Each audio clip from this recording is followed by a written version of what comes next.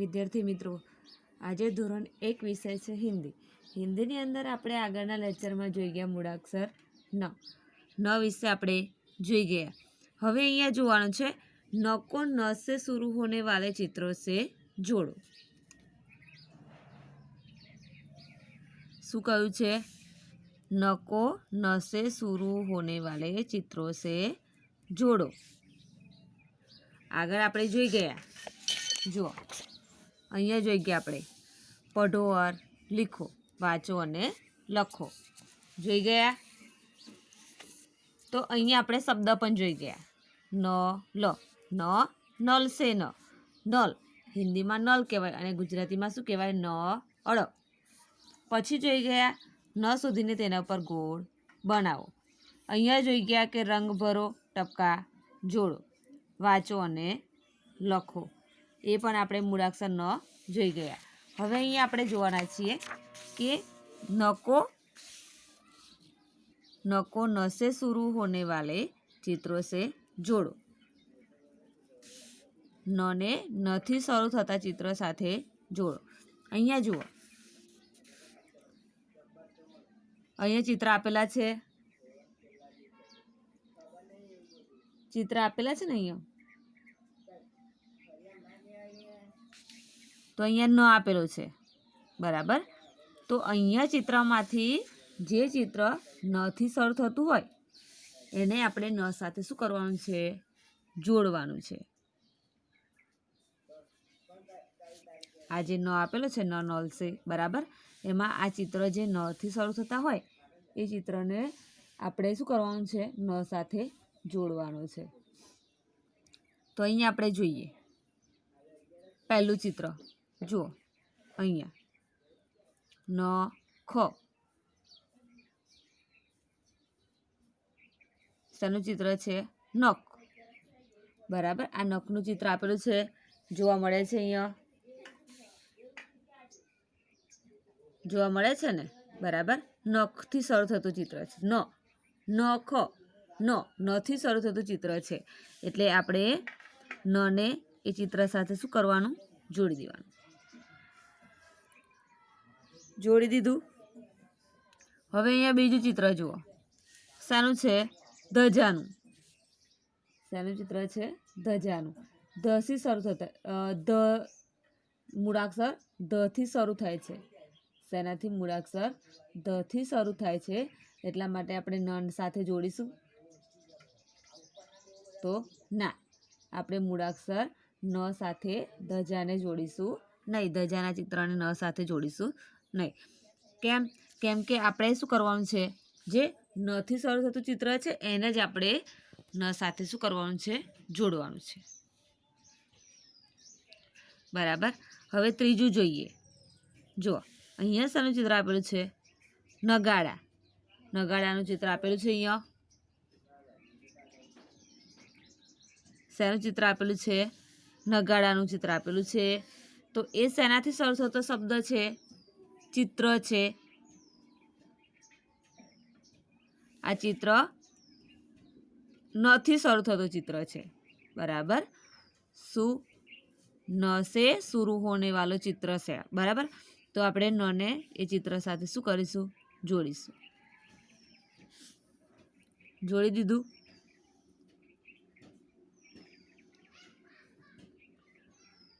હવે અહીંયા ત્રીજું ચિત્ર જુઓ. શાનું ચિત્ર છે? જોવા મળે છે તમને અહીંયા. શાનું ચિત્ર છે? દરજીનું. શાનું ચિત્ર છે? દરજીનું. જોવા મળે છે ને અહીંયા. તો અહીંયા આ ચિત્ર શેનાથી શરૂ થાય છે? કયા મૂળાક્ષરથી? તો મૂળાક્ષર દ થી શરૂ થાય છે. શેનાથી શરૂ થાય છે? મૂળાક્ષર દ થી. એટલા માટે આપણે મૂળાક્ષર ન સાથે આપણે એ ચિત્રને જોડીશું નહીં. આગળનું ચિત્ર જોઈએ આપણે. તો અહીંયા શાનું ચિત્ર આપેલું છે? નકશાનું ચિત્ર આપેલું છે. શાનું ચિત્ર આપેલું છે? નકશાનું. અહીંયા જોવા મળે છે નકશાનું ચિત્ર. આપણે નકશો જોયો હશે, ગુજરાતનો છે, ભારતનો છે, બરાબર. તો અહીંયા આ ચિત્ર શેનાથી શરૂ થતો ચિત્ર છે? તો અહીંયા ન આપેલો છે, જોવા મળે છે અહીંયા ન સે શરૂ થતું ચિત્ર છે. તો આપણે નને ચિત્ર સાથે શું કરીશું? જોડી દઈશું.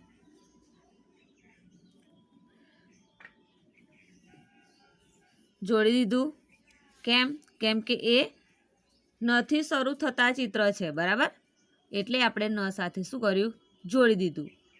હવે અહીંયા જુઓ, આગળનું ચિત્ર જુઓ. આગળનું ચિત્ર શાનું આપેલું છે?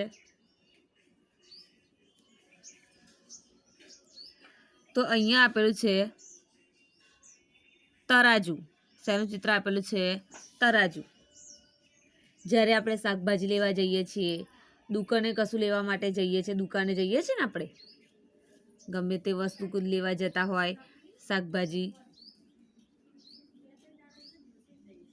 ચા મોરસ, ગમે તે વસ્તુ આપણે લેવા જતા હોય, બરાબર. કરિયાણું લેવા જતા હોય તો આપણે શું કરવાનું છે?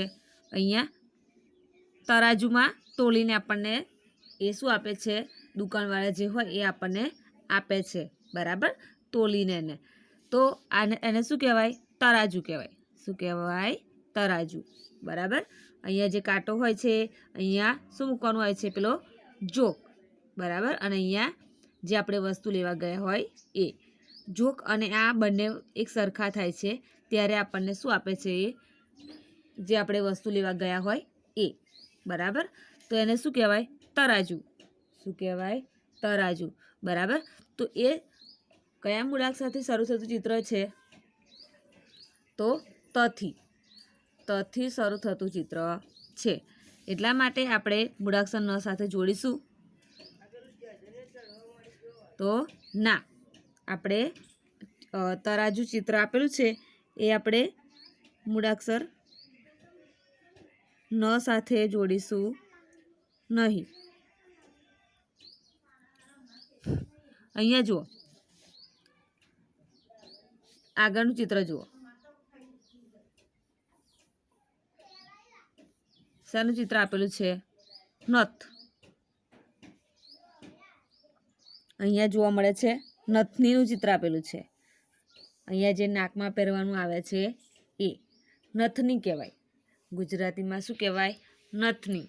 અને હિન્દીમાં શું કહેવાય? નથ. શું કહેવાય? નથ, બરાબર. તો એ શેનાથી શરૂ થતું ચિત્ર છે? તો નથી શરૂ થતું ચિત્ર છે. શેનાથી શરૂ થતું ચિત્ર છે? નથી. તો આપણે નને એ ચિત્ર સાથે શું કરીશું? જોડી દઈશું, બરાબર. તો અહીંયા જુઓ, નને નથી શરૂ થતા ચિત્ર સાથે જોડો. તો આપણે અહીંયા પહેલું ચિત્ર હતું નખનું, તો નને આપણે ચિત્ર સાથે જોડ્યું નખના ચિત્ર સાથે.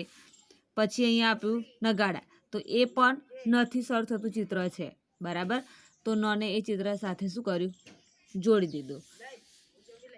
પછી અહીંયા આપ્યું છે નકશાનું ચિત્ર, તો એ નથી શરૂ થતું ચિત્ર છે, તો એ નને એ ચિત્ર સાથે શું કર્યું? આપણે જોડી દીધું.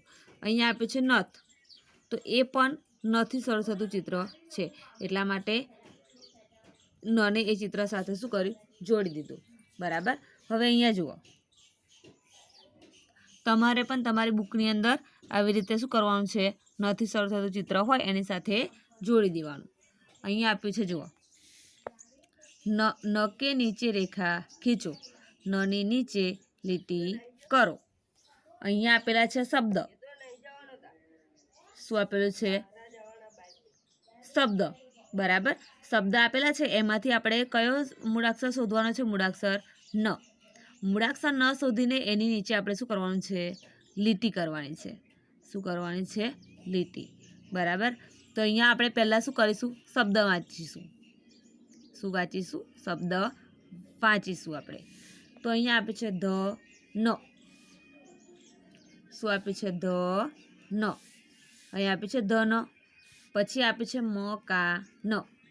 મ કા ન, ન દી, ન દી, ન ગ ર, ન ગ ર, ન ક સા નકશા, મા ન.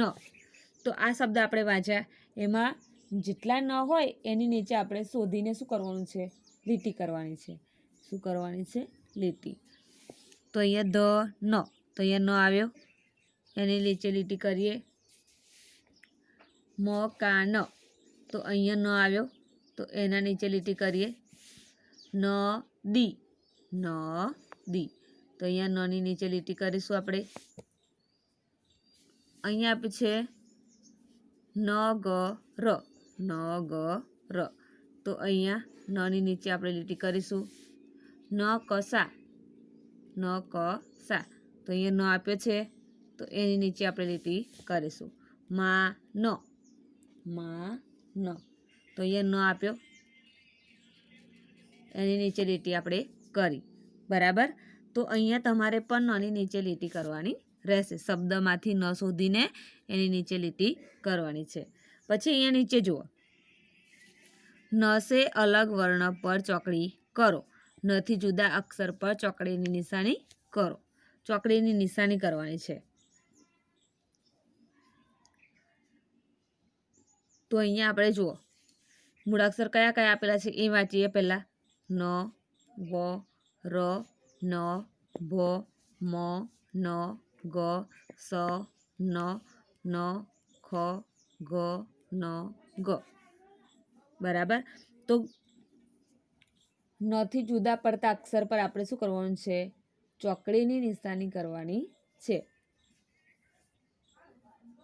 શાની નિશાની કરવાની છે? ચોકડીની નિશાની. તો અહીંયા ન આપ્યો, તો ન ઉપર આપણે ચોકડીની નિશાની કરવાની નથી. અહીંયા વ, તો આ નથી જુદા પડતા અક્ષર છે, તો એના પર આપણે ચોકડીની નિશાની કરી. અહીંયા આપે છે ર, ર પણ નથી જુદો પડતો અક્ષર છે, એટલા માટે અહીંયા ચોકડીની નિશાની કરીએ. પછી અહીંયા આપે છે ન, તો ન ઉપર આપણે ચોકડીની નિશાની કરવાની નથી. નથી જે જુદા પડતા અક્ષર હોય એની ઉપર જ આપણે ચોકડીની નિશાની કરવાની છે. અહીંયા આપે છે ભ,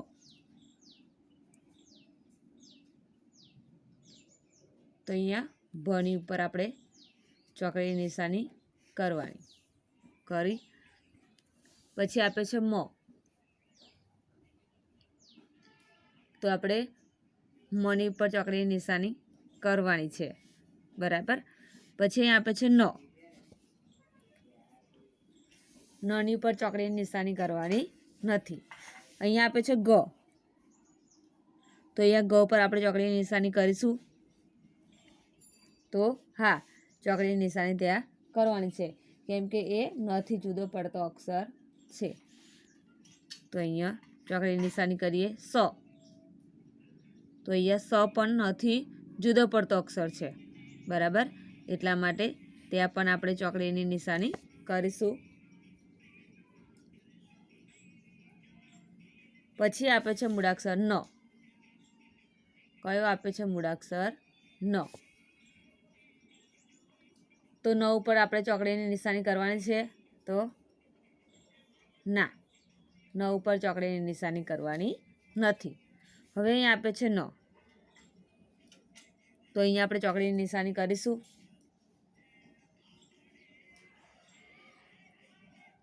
તો ના, અહીંયા પણ આપણે ચોકડીની નિશાની કરવાની નથી.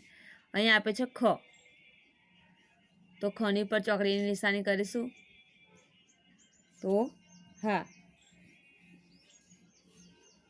ખની પર આપણે ચોકડીની નિશાની કરીશું, કારણ કે એ નથી જુદો પડતો અક્ષર છે, એટલા માટે. અહીંયા આપે છે ગ, તો ગની પર આપણે ચોકડીની નિશાની કરવાની, કારણ કે એ પણ નથી જુદો પડતો અક્ષર છે. અહીંયા આપે છે ન, તો એના પર કરવાની ચોકડીની નિશાની. તો ના, એની પર આપણે ચોકડીની નિશાની કરવાની નથી. પછી અહીંયા આપે છે ગ, તો ગની પર આપણે ચોકડીની નિશાની કરવાની છે. તો હા, ગની પર આપણે ચોકડીની નિશાની કરવાની છે. તો અહીંયા જુઓ, અહીંયા આપણે જોઈ ગયા કે પહેલાં નને નથી શરૂ થતા ચિત્ર સાથે જોડો. એ આપણે જોડી દીધું, બરાબર. પછી અહીંયા નની નીચે લીટી કરો. તો અહીંયા આપણે શબ્દમાંથી ન શોધીને એની નીચે આપણે લીટી કરી. પછી અહીંયા જોયા કે નથી જુદા અક્ષર પર ચોકડીની નિશાની કરો. એ પણ આપણે જોઈ ગયા. હવે આગળનું છે આપણે આગળના લેક્ચરમાં જોઈશું. અને તમારે પણ તમારી બુકની અંદર આવી રીતે કરવાનું રહેશે. તમારી બુકની અંદર પેજ નંબર 40 પર આપેલું છે. હવે આગળનું આપણે આગળના લેક્ચરમાં જોઈશું. Thank you.